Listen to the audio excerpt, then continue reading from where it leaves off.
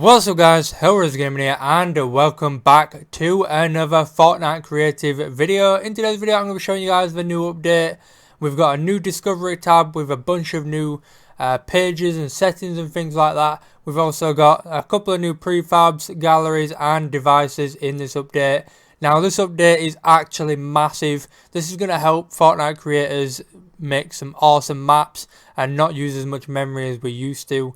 It's actually awesome, and I can't wait to see more of this kind of stuff, which I will explain in a second. I cannot wait to see them adding more of that and helping us with memory. Anyway, let's get straight into the update. There's a few unreleased devices which I will go through in a little bit in the video.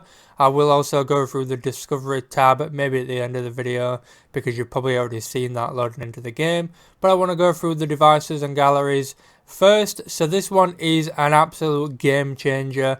Right here, these two new devices, as you can see if you go to recently added, we now have a timer and a real-time clock. So basically what this allows us to do is to create live events in Fortnite Creative. So we can use real time, like say it's 12, I want to do a live event at 2 PM UK time, but I want it to be in the map when the map's already published. I can set this to track real time and trigger an event. Maybe it's like 2 times XP, like loads of gold for a certain amount of time. Maybe it's an actual music event. I wish we had this working on the O2 map, but it seems to be that they're actually adding in our feedback from the O2 build that we made and putting it into creative, which is awesome. So yeah, this is the real-time clock. As you can see, these are all the settings. I probably will go through this in another video. A little teaser here. Fortnite's apparently going to be around until 2030. So that's cool. You got all different time zones. Oh, maybe not. I guess, oh yeah, it's all times are locked to GMT at the moment, which makes it easier for me, I guess. That's cool. So you guys will have to convert the time here to your time, and then obviously suit it to yours. But yeah, those are the settings. It's pretty simple to understand. You got your minutes, hours and days, and then month and year. Anyway, moving on to the second device here, we have the timer device. So basically, at certain points in your game, you can set this to activate certain things. Pretty much like the timed objective, but a little bit simpler and easier to use. So yeah, that is those two devices. If you want a tutorial on those, I will be sure to do it. Let me know down in the comments. Anyway, let's move into the galleries. As you can see, if you are watching this video right now, you are cursed. So make sure to hit that like button to get uncursed. Anyway, moving into the prefabs, we now have autumn prefabs. If you go to recently added on galleries, you're going to see these ones here. And then recently added on prefabs, and you're going to see the spooky mansion. I believe we're also getting a hotel. I will probably put a picture in the video at some point, maybe at the end for you. But there's going to be a hotel prefab added very, very soon. But let's go through this little gallery real quick. You've got these teddies, which look absolutely awesome. And spooky, which are going to be really cool to use. We've got these rocks, which are awesome. They're going to be used in some cool ways. We've now got these new leaves, which are awesome because they match the trees that we got a while ago. We've got signposts, new fireplaces, covered cloth furniture, which is awesome. And then we've also got this little picture which looks insane. I absolutely love that. We've got corner piece leaves there, and then some of these like that we've already got. But yeah, really cool little gallery there. Let's head into the prefab. As you can see, it's a spooky house in the autumn and it looks absolutely awesome. I would have thought if it was spooky it'd probably be all cracked and ruined, but I guess Epic can do whatever they want. Now let's get into the big... Oh wait, let's go to this gallery first. As you can see, recently added, and it's this one here, spooky. Not going to even try saying that word. But yeah, these lights light up, and I guess these would be really good for like a theme park or something like that, like a scary theme park. That'd be really cool because you can put these on the rides. Anyway, let's get into the big parts. As you can see, you would have thought these buildings would be pieces, but as you can see, these are absolutely awesome. It's literally one piece, and if you grab it and place it, it costs free memory. I'm not sure what the initial cost is, but the fact that it costs free memory to have an entire building at the side of your map is absolutely awesome.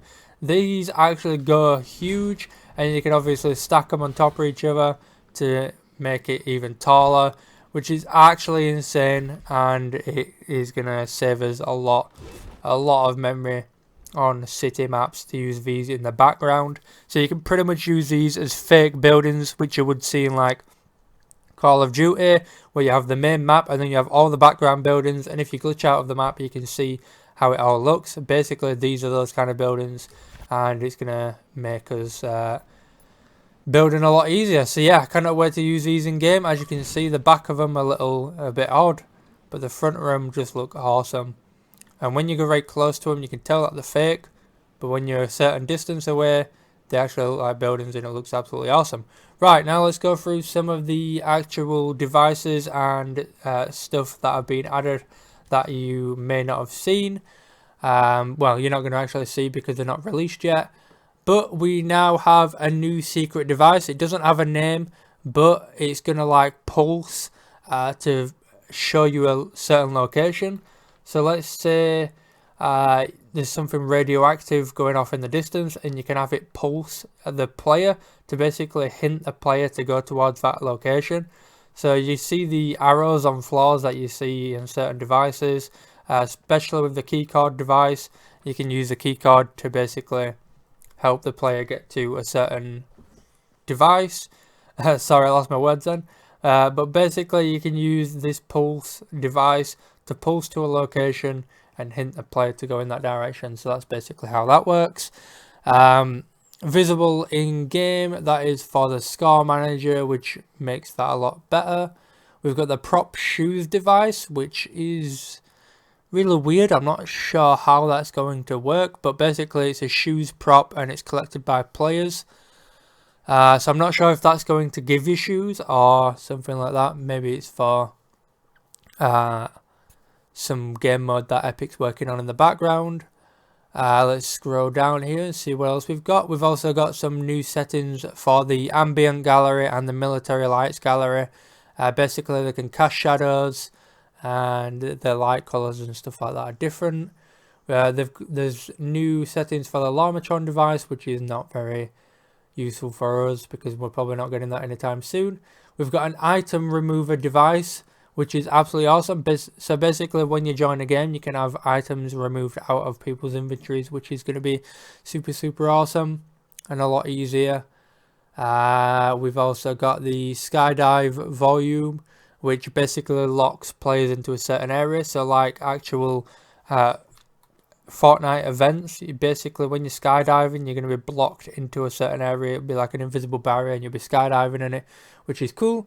Then we've got the switch device, a configurable two-state switch that can trigger other devices depending on the state or change on it, which is cool. That's also got a bunch of settings, which I'm not going to read through. I'll read through that when they actually come into creative.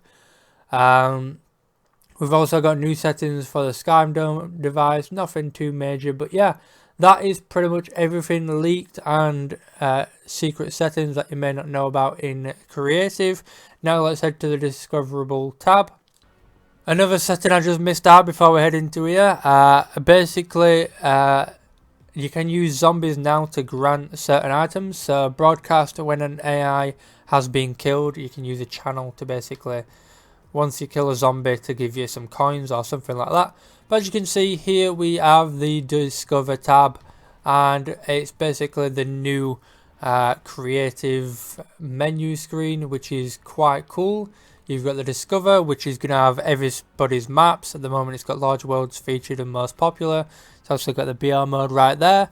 Then you've got obviously the library, so make sure to favourite biominers when you find it in the Large Worlds section. And then you've got Create, which takes you into the map to build, and then an island code. So as you can see, the Discovery tab has all the Large Worlds and things. And if you scroll through here, you're going to find biominers. It takes a while to scroll through though. And it's really weird scrolling through it. It basically acts really weird and it's really overcrowded, this place. But as you can see, biominers is there. so make sure to go and check that out. But yeah, that is the Discovery tab. It's really overcrowded and it'll probably get worse before it gets better, but yeah, excited for what's to come in the future. Anyway guys, hit the like button, subscribe, click the bell to get notified when I upload in the future, and I will see you all in the next one.